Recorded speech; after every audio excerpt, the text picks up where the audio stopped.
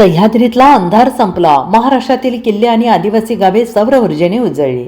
महाराष्ट्रातील दुर्गम भागात सौर ऊर्जेचा वापर करून विद्युतीकरण करण्याचे काम पुण्यातील ट्री फाउंडेशन ही संस्था करते आहे. या संस्थेने तिकोना किल्ला आणि आदिवासी गावांमध्ये सौर ऊर्जा यंत्रणा बसवल्या आहेत. 2028 पर्यंत 100 गावे आणि 50 किल्ल्यांपर्यंत हे काम विस्तारण्याचा संस्थेच्या योजना आहे. ट्री फाउंडेशनच्या मिशन ऊर्जा या उपक्रमाने महाराष्ट्रातील आदिवासी क्षेत्र आणि ऐतिहासिक स्थळांवर स्वच्छ ऊर्जा पुरवली जात आहे. 2022मध्ये सुरू झालेल्या या कार्यक्रमाअंतर्गत आतापर्यंत 40 आदिवासी गावे, 1400 पेक्षा जास्त घरे आणि सुमारे 8400 लोकांना सौर ऊर्जेचा लाभ मिळाला आहे. याशिवाय काही किल्ल्यांवर ऊर्जा सुविधा उपलब्ध झाल्या आहेत, ज्यामुळे पर्यटन आणि स्थानिक रोजगाराला आधार मिळत आहे.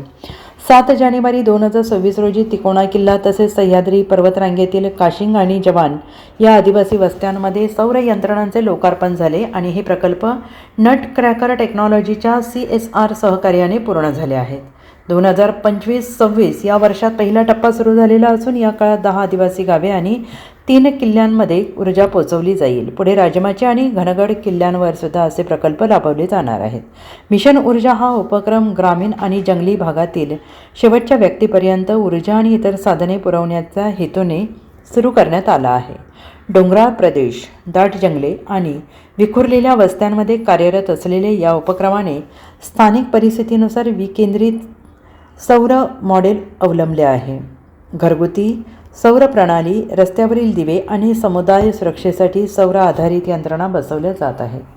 Bureau report, SBN Marathi.